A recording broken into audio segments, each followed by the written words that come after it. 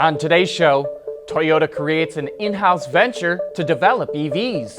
Hyundai reveals an autonomous version of the Ioniq, and more highlights from the LA Auto Show. All that and more coming right up on Autoline Daily.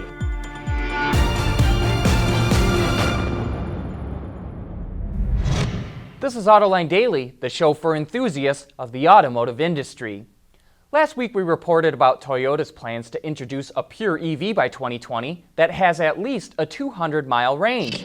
And to help make that a reality, the company is establishing an in-house venture company that will be responsible for developing electric cars.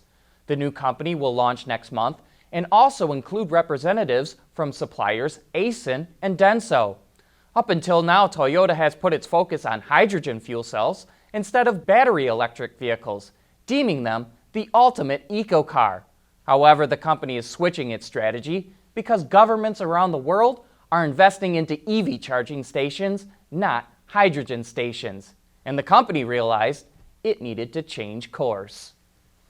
Around a decade ago, the EPA revised its fuel economy testing to more accurately reflect real-world driving.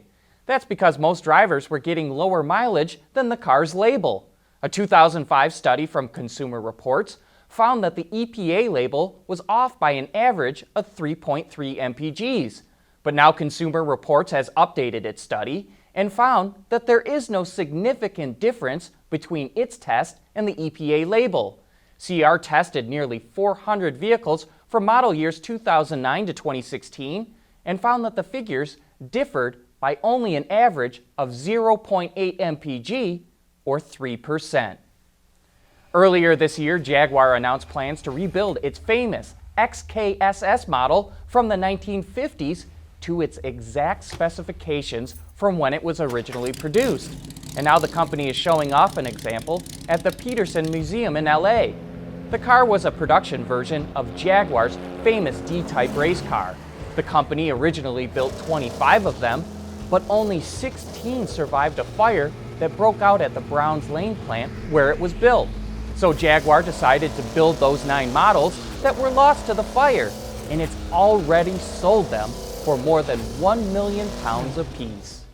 Still to come, Acura shows off what its future interiors will look like. Autoline Daily is brought to you by Bridgestone Tires, your journey, our passion. Dow Automotive Systems, advanced materials that deliver better results. And by Lear, a global leader in automotive seating and electrical systems. Earlier this year at the Detroit Auto Show, Acura gave us a look at its styling future with the Precision concept. And now in LA, it's giving us a peek into its future interior.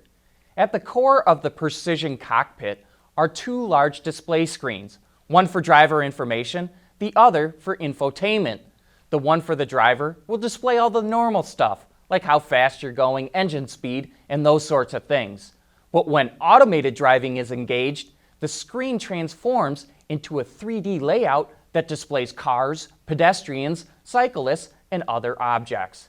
Now let's move over to the infotainment screen, which Acura has placed high on the dash to be more in line with the driver's natural line of sight. While it is still a touchscreen, the main source of control is a low-mounted touchpad. What's unique about this touchpad is that it uses something called absolute position mapping. Essentially, wherever you touch on the touchpad, it corresponds with the same spot on the screen. Touch bottom left on the touchpad, and it's like you're touching the bottom left of the screen. But don't think this is some space-age dream of Acura's. The brand says we'll see this technology in the next few years. You know, the basis of any ride or car sharing program is that you have to pay for the service. But how does free sound to you?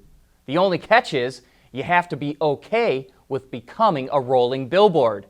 Hyundai and Wavecar are launching a car sharing program using the pure electric version of the Ioniq that runs on advertising dollars.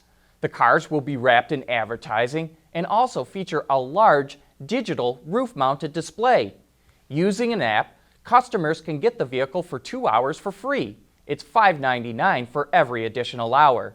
The service will first be rolled out in LA next year, with 3 additional cities planned for the end of 2017.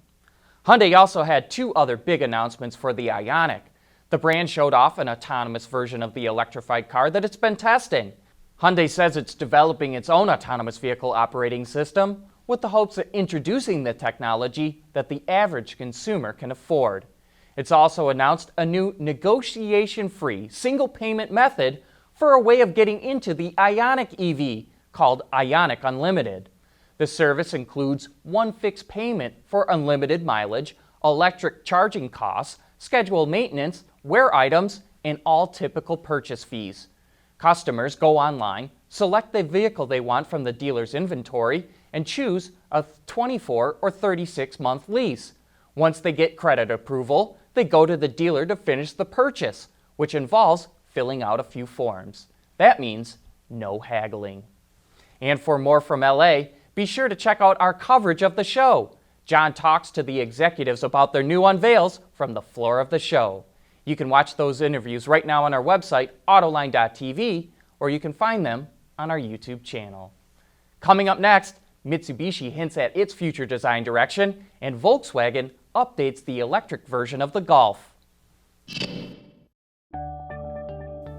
Lear Connexus is the new application suite in vehicle connectivity designed to deliver over-the-air software updates and more from Lear Corporation's E-Systems, leaders in power and data management.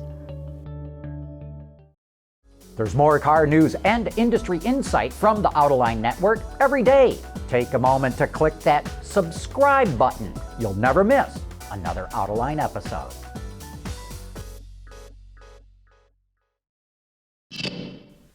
We've still got more reveals from LA to show you. Volkswagen introduced an updated version of the e-Golf. Its range has been boosted from 83 miles up to 124 miles per charge, and its electric motor now cranks out 134 horsepower, which is 19 more than before. The e-Golf also features styling updates to the exterior and interior as well. Mitsubishi revealed a sleek-looking electric crossover concept called the EX. It not only hints at the company's future design direction, but it's also a showcase of its EV, autonomous, and artificial intelligence technologies. Mazda took the wraps off a new prototype race car called the RT24P. Get this, it pumps out a whopping 600 horsepower from just a 2-liter turbocharged 4-cylinder engine. The race car will compete in the IMSA WeatherTech Sports Car Championship and make its debut at the Rolex 24 at Daytona in January. And if you want to learn more about Ford's new compact crossover, the EcoSport, make sure you tune in to Autoline After Hours this afternoon. John and Gary sit down with the chief engineer of the vehicle and Ford's director of U.S. marketing to get the inside scoop on the CUV. In addition to that, the guys are joined by their journalist colleagues to discuss all the other highlights from the LA Auto Show. That's today at 3 p.m. Eastern Time on our website, Autoline.tv. But that wraps up today's show. Thanks for watching, and please join us again tomorrow for the latest news in the global automotive industry.